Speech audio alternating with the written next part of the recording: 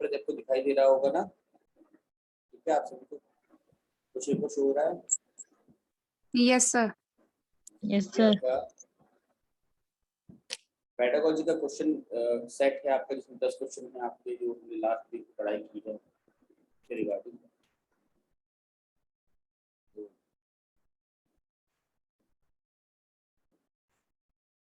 इसका आप detail discussion करेंगे आज। पूरे वीक आपने जो पढ़ा है आज जरूरी है कि उसको समझना कि कहाँ पर क्या है क्या नहीं है, क्या इम्पोर्टेंट है। फिर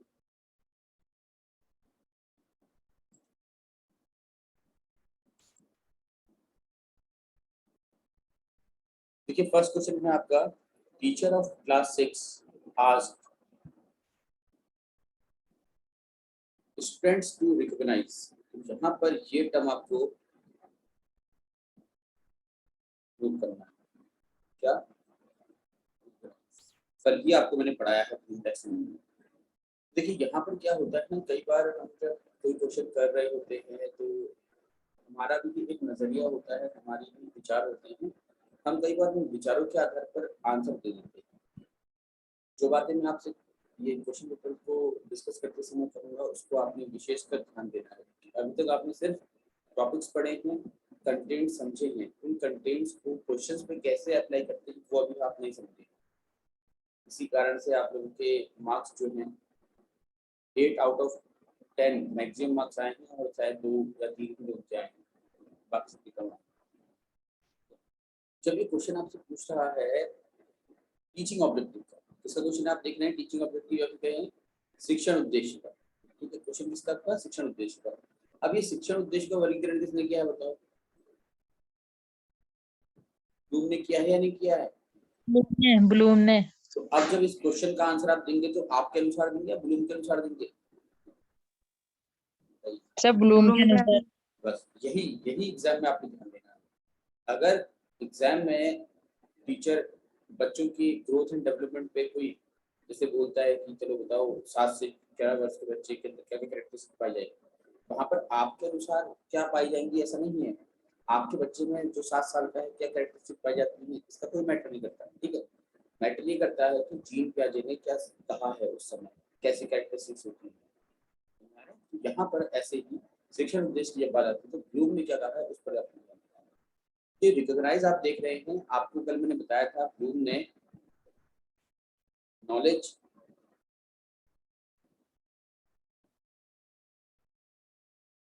अंडरस्टैंडिंग,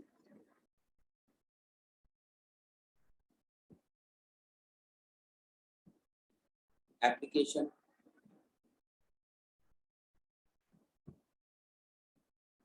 एनालिसिस,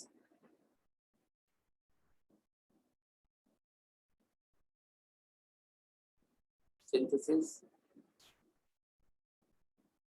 एंड इवैल्यूएशन, ये 6 सब डोमेन बताए थे इसके अंदर। कॉग्निटिव डोमेन के याद है? तो इन सभी में कुछ एक्शन वर्ब्स थी। तो जो आपका नॉलेज था उसके अंदर रिकग्निशन नाम से एक एक्शन वर्ब थी, आपने अगर ध्यान दिया होगा। कल की क्लास आपने अच्छे से पढ़ी होगी, तो नहीं पढ़ी है तो वीडियो आपके लिए अवेलेबल है, क्योंकि आपको पता ही है कि हर क्लास की रिकॉर्डिंग का वीडियो आपको भेज दिया जा रहा है, आपको उसको देख सकते हैं, उसको आप दोबारा देखें। तो वहाँ पर आप देखेंगे कि नॉलेज जो सब डोमेन है जिसको हम ज्ञान बोलते हैं हिंदी में, ठीक है, इसके अंदर आपको ये एक्शन वर्ब दिखाई दे रही है। तो जब अब प्रश्न आपसे पूछा गया तो अपनी एक्शन वर्ब पकड़नी है। Teacher of class 6 asked students to recognise solid object among given items. बहुत सारे कुछ आइटम्स दिए हुए हैं, उनमें से बच्चे के पास जेल भी है, वाटर भी है, सब कुछ है। तो बच्चे को उसमें सॉलिड क्या है, ठीक है, ठोस क्या है, उसको पहचानना है। तो क्या स्टेट ऑफ मैटर्स का ये क्वेश्चन है। Which teaching objective she wants to achieve through this activity. इस प्रकार के एक्टिविटी या गतिविधि से वो जो टीचर है वो कैसे शिक्षण उद्देश्य की प्राप्ति करना चाहते हैं। हिंदी में भी आपके सामने आप देख सकते हैं। कक्षा 6 की एक शिक्षिका अपने छात्रों से दिए गए विविध वस्तुओं में से ठोस वस्तु की पहचान करने के लिए कहती है। तो बच्चों को पहचान करनी है, रिकॉग्नाइज करना है, तो कौन सी शिक्षण उद्देश्य की प्राप्ति होगी? तो आप जानते हैं कि यहाँ पर जो आंसर रहेगा वो क्या रहेगा आपका, बताइए, जान रहे, ठीक है, यस, समझ में आ रहा है आपको ये समझ? Yes sir. आगे बढ़ता हूँ।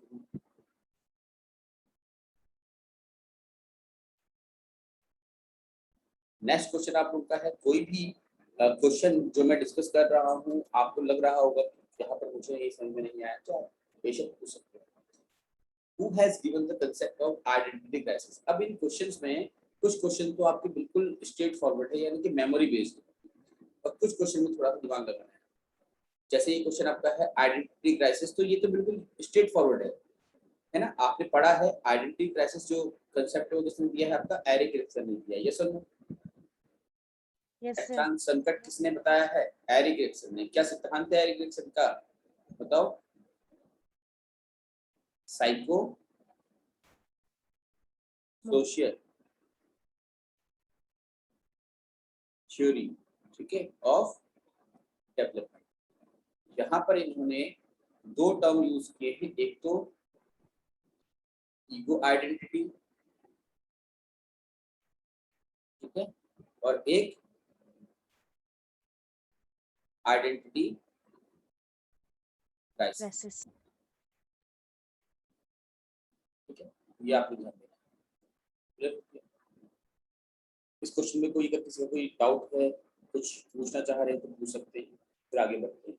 वाइगोत्स्की ने क्या सिद्धांत दिया आप जानते ही हैं। वाइगोत्स्की सिद्धांत को हम क्या बोलते हैं? विकास के सामाजिक एवं सांस्कृतिक पक्ष की अवधारणा, जिसमें इन्होंने ZPT का कंसेप्ट दिया है और लैंग्वेज के 3 इन्होंने टाइप बताए हैं, ठीक है। इन्होंने ये भी बताया है कि जो एडल्ट होते हैं, जो वयस्क होते हैं, वो अपने समाज का ज्ञान कुंज होते हैं, यानी कि नॉलेज पावर हाउस कहा है इन्होंने।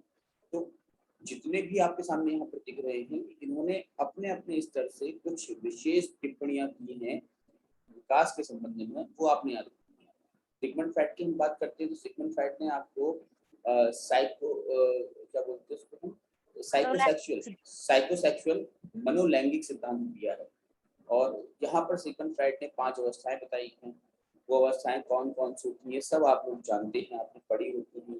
तो इस सिद्धांत में टॉयलेट ट्रेनिंग, लिबिडो और ऑडिपस कॉम्प्लेक्स, इलेक्ट्रा कॉम्प्लेक्स, ऐसे बहुत सारे शब्दों का प्रयोग किया गया है, ठीक है।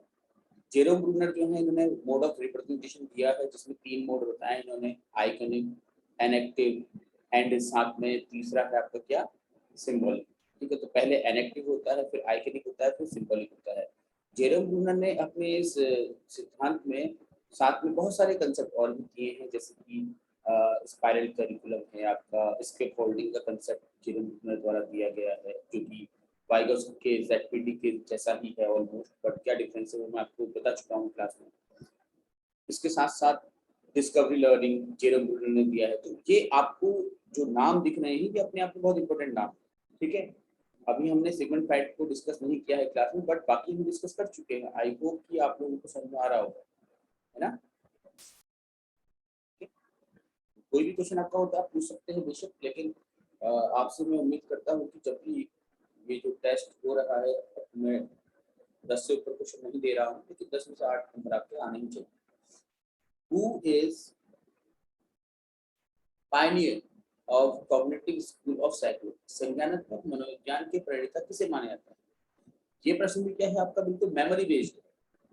भाई फादर ऑफ कॉग्निटिव साइकोलॉजी किसे कहते हैं, या फिर पायनियर ऑफ कॉग्निटिव साइकोलॉजी कौन है, सबसे पहले संज्ञानात्मक विकास की अवधारणा किसने प्रस्तुत की, ये सब कुछ आपके एक ही जैसे प्रश्न हैं, और जीन पियाजे का नाम इसमें सबसे पहले दिया जाता है। स्किनर इनमें से व्यवहारवादी है, बाकी कोहलबर्ग, वाइगोत्स्की और जीन पियाजे तीनों ही कॉग्निटिव स्कूल ऑफ साइकोलॉजी को सपोर्ट करते हैं। जिनमें से जीन पियाजे का जो सिद्धांत है कॉग्निटिव साइकोलॉजी का, इसमें इन्होंने बायोलॉजिकल मैच्योरिटी के बेसिस पे, यानी कि जैविक परिपक्वता के आधार पर, ठीक है ना। जैविक, ये टर्म आप लोगों को बिल्कुल याद रहना चाहिए, बाय हार्ट होना चाहिए। जैविक परिपक्वता के आधार पर इन्होंने अपने इस सिद्धांत का वर्णन किया है। कि कई बार हम जो सिद्धांत पढ़ते हैं, अगर कोई बहुत बढ़िया बुक से आप पढ़ोगे तो आप डेफिनेटली ये पढ़ रहे होंगे, लेकिन अगर आप एक नॉर्मल जो कॉम्पिटिटिव बुक्स आती हैं वहाँ पर आपको डेफिनेटली ये नहीं दिखाई देगा। मैं इसीलिए बोल रहा हूँ आपसे कि ये साइकोलॉजी है, ये मेथोडोलॉजी है, इसे ये ना सोचे कि आप कोई जो पब्लिकेशंस की बुक्स आती हैं जनरल कॉम्पिटिटिव, वहाँ पर आप पूरा समझ लेंगे। इसके लिए आपको कोर बुक्स पढ़नी पड़ेगी। जब तक आप कोर बुक्स नहीं पढ़ते हैं आपको ये समझ में नहीं आने वाला। छोटी छोटी बातें हैं, बहुत आसान है, अगर आपने अच्छे से पढ़ा है तो डेफिनेटली आप मार्क्स स्कोर करेंगे, बट अगर नहीं किए पढ़ा है तो फिर थोड़ा दिक्कत आएगी। वहीं इसका काउंटर पार्ट जो वाइगोस्की है, उनका क्या बेसिस है बताओ? सोशल एंड कल्चर, ठीक है, समझ में आ रहा है? दोनों में ये डिफरेंस है आपको, ये सब बता चुका हूँ क्लास में आपको। तो जो ये क्वेश्चन है आपका, who is the Pioneer of cognitive school of psychology, तो इसका आंसर क्या आपका जीन पियाजे है, जिन्होंने सबसे पहले विकास का सिद्धांत दिया और जिसमें इन्होंने 4 अवस्थाएं बताई हैं। स्कीमा कंसेप्ट यूज किया है इन्होंने, ठीक है, कॉग्निटिव स्ट्रक्चर वर्ड यूज किया है, कॉग्निटिव फंक्शनिंग वर्ड यूज किया है, बहुत सारा कुछ आपको देखने को मिलेगा अगर आप पढ़ते हैं तो।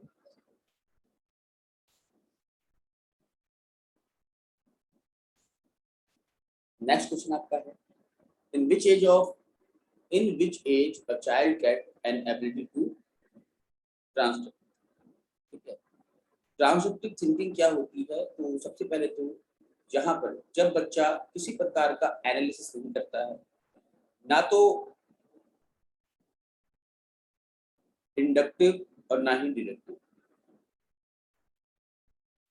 देखिए, जब आप कोई भी रीजनिंग करते हैं, आप किसी प्रकार का चिंतन करते हैं, विचार करते हैं, या तो आप इंडक्टिव तरीके से सोच रहे होते हैं, डिडक्टिव सोच रहे होते हैं। इंडक्टिव क्या होता है? जब आपने बहुत सारे क्या बोलते हैं ऑब्जर्वेशन किए हैं, ठीक है, उन ऑब्जर्वेशन के बेसिस पे आप अपनी एक राय बना लेते हैं। हमारा जैसे कि आप बचपन से बहुत सारे आपके फ्रेंड रहे और मैक्सिमम फ्रेंड्स ने आपको सपोर्ट नहीं किया, तो आपका ये अनुभव रहा और उससे आपने एक अवधारणा बनाई कि दोस्तों के साथ ज्यादा रहना लाभकारी नहीं होता।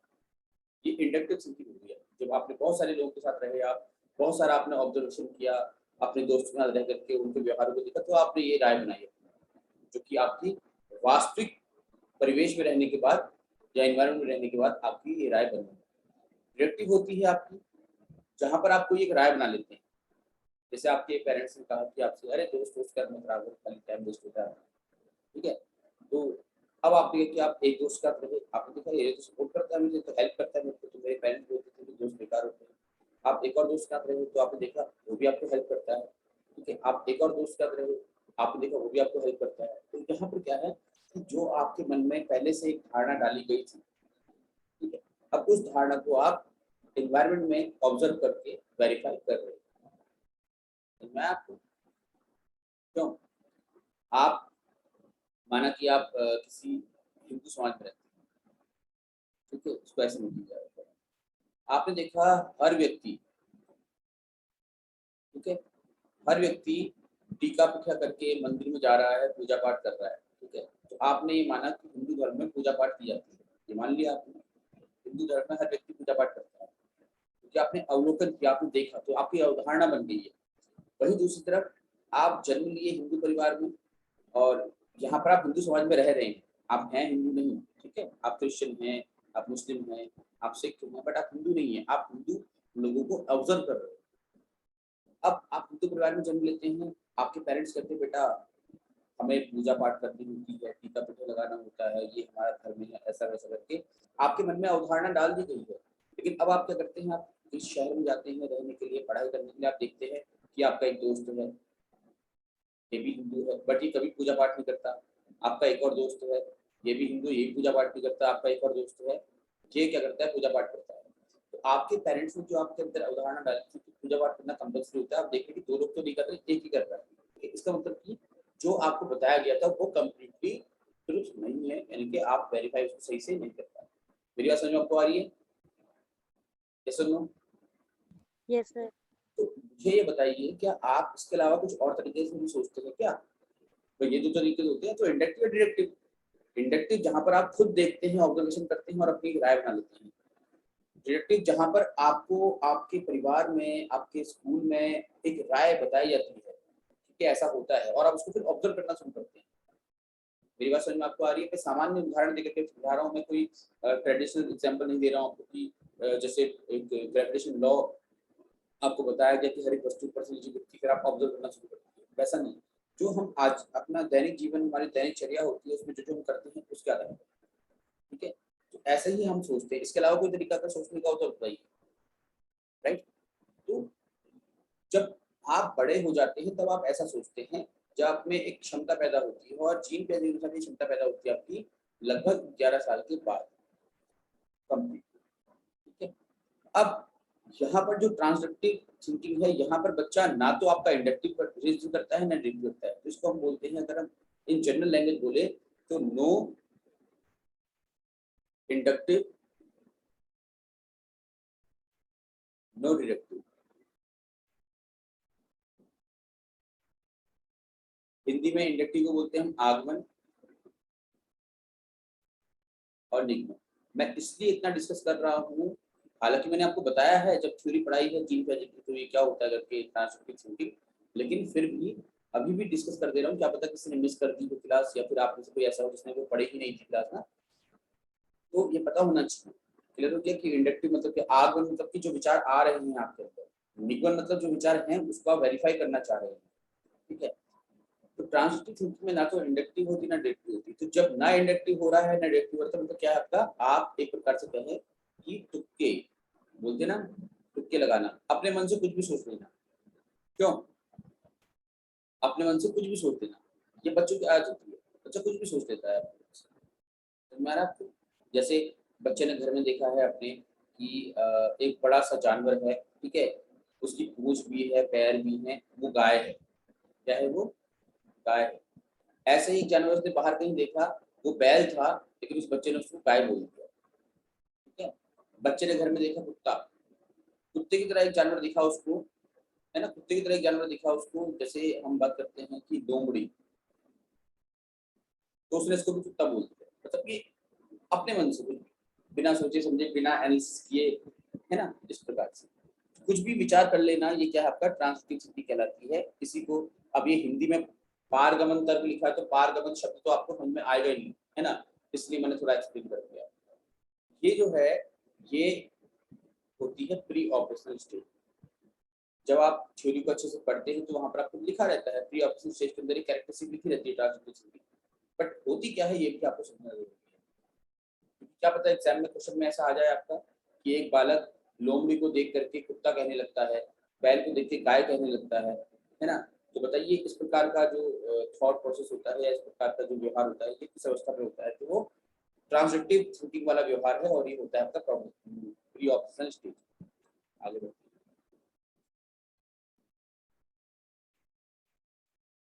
To assert adult adult is होगा यहाँ पर, हाँ, it is new. Adult is a power house of knowledge. तो वयस्क को ज्ञान का सशक्त माध्यम किसने माना है? तो अभी भी थोड़ी देर पहले बता रहा था आपको कि बायोस किसका आंसर है। ये तो आपको पता ही होगा ना कि मेमोरी बेस्ड क्वेश्चन। देखो मैंने आपको इस पेपर में भी more than 5 memory based question दिए, लगभग 6 मेमोरी बेस्ड क्वेश्चन होंगे और 4 क्वेश्चन होंगे समझने वाले हैं, जिसमें आपको समझ करके आंसर देना। अभी ऐसे ही क्वेश्चन आपको दिए जा रहे हैं ताकि आपको जो पढ़ाया गया है वो आपको याद करने के लिए पता चल जाए। इसमें कोई डाउट तो नहीं है क्वेश्चन में? इस क्वेश्चन में कोई प्रॉब्लम आप लोगों को? अब जो क्वेश्चन स्ट्रेट फॉरवर्ड है वहां पर हम समय ज्यादा वेस्ट नहीं करेंगे। Now every child can construct their knowledge. ये तो बहुत ही आसान है। Every child can construct their knowledge by their self. प्रत्येक बालक अपने ज्ञान का सृजन स्वयं कर सकता है। ये जो कथन है ये कंस्ट्रक्टिविज्म का है। कंस्ट्रक्टिविज्म जो है वो एनसीएफ 2005, जब आप पढ़ेंगे तो वहां पर आपको और डिटेल समझाया जाएगा, क्योंकि एनसीएफ 2005 ने टीचिंग में कंस्ट्रक्टिविस्ट अप्रोच को फॉलो करने की बात कही है, और इसी के अनुसार एनसीएफ 2005 के बाद भी ये बात सामने आई है कि टीचर क्या होगा, सिर्फ सहयोग करेगा।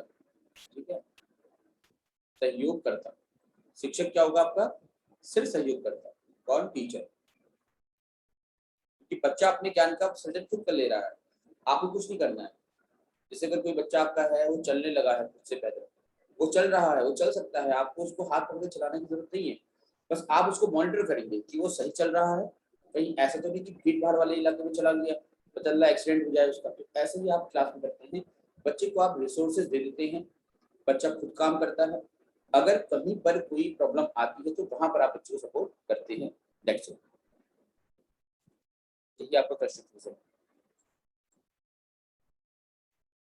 फिर है demonstration of any concept by student comes under which among of the following. ये भी फिर आपका दोबारा से ब्लूम टैक्सोनॉमी का क्वेश्चन आपका आ गया है, और कल आपको पढ़ाया था मैंने कि जो डेमोन्स्ट्रेशन होता है, जल्दी बताओ डेमोन्स्ट्रेशन किसके अंदर आता है?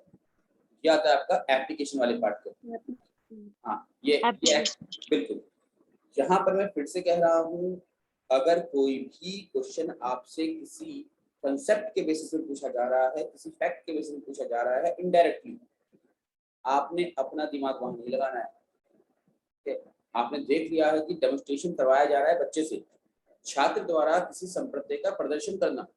छात्र प्रदर्शन कब करेगा? जब टीचर कहेगा उससे, और टीचर कह रहा है यानी टीचर ये जानना चाह रहा है कि बच्चे को कंसेप्ट समझ में आया है या नहीं आया है। अगर बच्चे ने डेमोन्स्ट्रेशन अच्छे से कर दिया है, इट मींस कि बच्चे को आ गया है, और बच्चे को आ गया है, बच्चा कर पा रहा है, इट मींस वो एप्लीकेशन पार्ट में चला गया। कल ही आपको मैंने समझाया है, एक्शन वर्ब पकड़िए आप ऐसे क्वेश्चन में, एक्शन वर्ब को हिट कीजिए और उसके बेसिस पर आंसर कीजिए। तो प्रदर्शन हिंदी में और अंग्रेजी में डेमोन्स्ट्रेशन, ये जो एक्शन वर्ब है ये एप्लीकेशन पार्ट में होती है, इसीलिए ये एप्लीकेशन टीचिंग ऑब्जेक्टिव को अचीव करेगा, यानी कि अनुप्रयोग शिक्षण उद्देश्य की प्राप्ति यहाँ पर होगी। कोई भी क्वेश्चन आपका होगा तो आप पूछिएगा, प्लीज ऐसा ना सोचिए कि मैं स्किप कर दे रहा हूँ। ठीक है, जहाँ पर हमारे पास क्वेश्चन में कुछ समझने लायक है तो मैं समझा रहा हूँ, नहीं है तो फिर स्ट्रेट फॉरवर्ड क्वेश्चन में क्या समझ। From whole to part teaching maxim is followed by which among of the following teaching। ये भी आपका क्वेश्चन जो है, हालांकि है तो ये टीचिंग का मेथड का, लेकिन कल मैंने आपको जब ब्लूम टैक्सोनॉमी पढ़ाया था तो वहां पर बताया था कि जब हम एनालिसिस पढ़ रहे थे, तो एनालिसिस पढ़ाते हुए मैंने आपको ये बात कही थी कि एनालिसिस में क्या होता है, होल टू पार्ट हम चलते हैं। और इसलिए मैंने आपको एक एग्जांपल भी दिया था, इस प्रकार से एक मैंने फिगर बनाया था, आप उनको अगर याद आ रहा हो थोड़ा सा तो। ठीक है, ये ऐसा फिगर बनाया था मैंने, और मैंने कहा था कि ये एक मिक्स फिगर है, आप नहीं पहचान पा रहे कि फिगर क्या है और आप इसका आंसर देना चाहते हैं, तो आप क्या करेंगे, आप पहले इसको ब्रेक डाउन करते हैं। ठीक है, ये 3 फिगर बनाया आपने, एक कोर, एक सिलेंडर, और फिर नीचे से आपका, सॉरी थोड़ा गल यहाँ पर से कर लीजिए इसको, एक हेमी स्फीयर। तो आपने होल को, जो एक अननोन आपके पास फिगर था, उस फिगर को आपने नोन फिगर्स में ब्रेक डाउन किया। ब्रेक डाउन मतलब किया तो पार्ट्स में डिवाइड किया। ठीक है, तो होल टू पार्ट जो है वो किसके अंदर आता है, आपका एनालिटिकल मेथड के अंदर आता है। अभी मैंने मेथड्स नहीं पढ़ाए हैं आपको, बट क्योंकि कल डिस्कशन किया था तो मैंने ये क्वेश्चन आपसे पूछ दिया, और आई थिंक कि कभी कभी ऐसा होता है कि कोई डिस्कशन किसी टॉपिक का किसी दूसरे टॉपिक से रिलेट करता है, और हमको उसी समय उसे याद कर लेना चाहिए, समझ लेना चाहिए। इस क्वेश्चन में आपका डाउट था बबीता, अभी क्लियर हो गया है? हाँ सर। ठीक है ना, हाँ, ये याद Yes, रखना। sir. इसमें एक और मैक्सिम यूज होता है आपका, that is unknown to known. ठीक है, ये 2 मैक्सिम इसमें यूज होते हैं। हाँ, क्योंकि अज्ञात से ज्ञात की ओर आप जा रहे हैं, Yes, sir. अज्ञात से ज्ञात, और ऊपर वाले को हम हिंदी में बोलते हैं पूर्ण से Unsecured. अंश की ओर। यस, ठीक है, अच्छा लगता है जब हम आंसर दे रहे होते हैं, हमें आ रहा होता है तो खुशी होती है। ठीक है, क्या बोलते हैं उसको, सेटिस्फेक्शन मिलता है अंदर से। इसीलिए आप लोग थोड़ा सा ध्यान दें पढ़ाई में, और इसके अपोजिट अगर करेंगे तो सिंथेसिस बन जाएगा, ये भी ध्यान दीजिए आप। सिंथेसिस मेथड में क्या होता है, आपका इसका उल्टा हो जाएगा, ज्ञात से अज्ञात की ओर चले जाएंगे आप, और यहाँ नोन टू अननोन मतलब वही, और पार्ट से होल की तरफ। ठीक है, आगे पढ़ेंगे हम मेथड्स में, तो और डिटेल में समझाऊंगा आप लोगों को, अदरवाइज यहाँ पर भी थोड़ा सा आपको ध्यान देना है। According to Kohlberg, in which level of moral development, ठीक है, मेरी बात आप लोग समझिएगा, अच्छे से याद रखिएगा कि कोहलबर्ग ने, ये कोहलबर्ग है, कोहलबर्ग ने 3 लेवल दिए हैं आपका, ठीक है, लेवल 1, लेवल 2 एंड लेवल 3, और हर लेवल के अंदर आपकी स्टेज है, स्टेज 1, स्टेज 2, ऐसे ही स्टेज 3,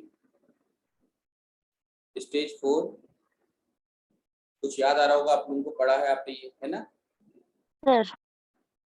स्टेज 6, ये हो गया आपके लेवल L1, L2, L3। तो आपने ये ध्यान देना है, कई बार एग्जाम में क्या होता है, उसने आपसे स्तर पूछ दिया, उसने आपसे स्तर पूछ दिया और आप ध्यान में है आपकी है अवस्था है, ठीक है, तो आप कहीं गड़बड़ कर सकते हैं। क्वेश्चन पूछा उसने, according to Kohlberg, in which level of moral development a child can understand community welfare. तो कम्युनिटी वेलफेयर को बच्चा कहाँ समझने लगता है, यहाँ पर, पता है ना आप लोग को, याद है ना, Yes, sir. Community welfare, community welfare की जो सोच होती है बच्चे के अंदर, यहाँ पर आने लगती है। यहाँ पर तो बच्चा कुछ समझता ही नहीं है, सिर्फ वो काम नहीं करता है जिसकी वजह से उसको मार पड़े। यहाँ पर बच्चा जैसा आप उसका व्यवहार करते हैं वैसा ही आपके साथ वो करता है, टिट फॉर टैट बोलते हैं इसको। यहाँ पर बच्चा वो काम करता है अवस्था 3 में जहाँ पर उसको आप लोग अच्छा माने, मतलब वो ऐसा काम करेगा जिससे वो सेंटर ऑफ अट्रैक्शन बन सके। यहाँ पर बच्चा डर के मारे कि उसको बाइकआउट ना कर दिया जाए उसकी फैमिली से या फिर समाज से, तो जैसा रूल बनाया जाएगा उसको फॉलो करेगा बच्चा। आपसे स्कूल में कहा है कि आप 9 बजे आएंगे तो आपको एंट्री मिलेगी, 9 बजे नहीं आएंगे तो आपको बाहर कर दिया जाएगा, तो आप सिर्फ इसलिए 9 बजे आ रहे हैं कि आपको स्कूल से बाहर ना कर दिया जाए, ठीक है। लेकिन जब आप इस अवस्था में आते हैं लेवल 3 के अंदर, स्टेज नंबर 5, तो आप सोचते हैं कि यार हमें डेमोक्रेटिक जो रूल्स होते हैं वो फॉलो करने चाहिए, क्लियर हो गया। और उसी स्थिति में जब आप डेमोक्रेसी की तरफ जाते हैं तो आप अपनी कम्युनिटी की वेलफेयर की बात करते हैं। और जो छठी अवस्था होती है इसमें आप बात करते हैं यूनिवर्सल लॉ, मानववाद, ठीक है। आपकी कम्युनिटी के लिए क्या अच्छा है क्या बुरा है डजंट मैटर, पूरे विश्व के लिए जो अच्छा है वो आप करें, ठीक है, ऐसा कुछ। बाकी मैं आपको पढ़ा चुका हूँ अच्छे से, तो आप दोबारा से उस वीडियो को देख सकते हैं, आपके ग्रुप में पड़ा हुआ वीडियो, अगर आपको थोड़ा बहुत रिकॉल करना हो तो आप दोबारा देख, ठीक है। वीडियो आपके ग्रुप में पड़े हुए हैं, जो टॉपिक्स मैं डिस्कस कर रहा हूँ, जो क्वेश्चन आपके हैं, सब कुछ आपको पढ़ाया हुआ है। किसी को थोड़ा सा रिकॉल करना है तो जाइए अपने ग्रुप में और उस वीडियो को क्लिक कीजिए और आराम से सुनिए पूरा क्लास, ठीक है, ये आपका रिवीजन हो जाएगा। कंसेप्ट ऑफ डिस्कवरी लर्निंग, फिर से आ गया आपका क्या, memory based question. Concept of discovery learning किसने दिया है, जेरोम ब्रूनर ने दिया है। जेरोम ब्रूनर ने आपका डिस्कवरी लर्निंग, ठीक है, Holding. हाँ, स्पाइरल करिकुलम और स्कैफोल्डिंग, ये कंसेप्ट आपको, ठीक है। तो आई होप कि ये हमारा डिस्कशन कंप्लीट है, अगर इसमें कोई आपका डाउट हो तो आप पूछ सकते हैं।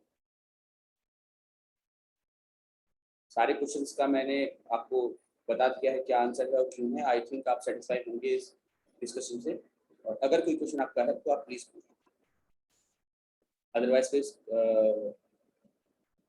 क्लास को हम यही ओवर करते हैं आज, ठीक है। क्लास का मतलब है कि ये जो हमारा डिस्कशन था इसके बाद दोबारा से आप क्लास ज्वाइन कीजिए, फिर हम जो हमारा बचा हुआ पार्ट है ब्लूम टैक्सोनॉमी का उसको डिस्कस कर लेते हैं। ओके देन, ठीक है, फिर आप दोबारा ज्वाइन कीजिए, फिर हम स्टार्ट करते हैं।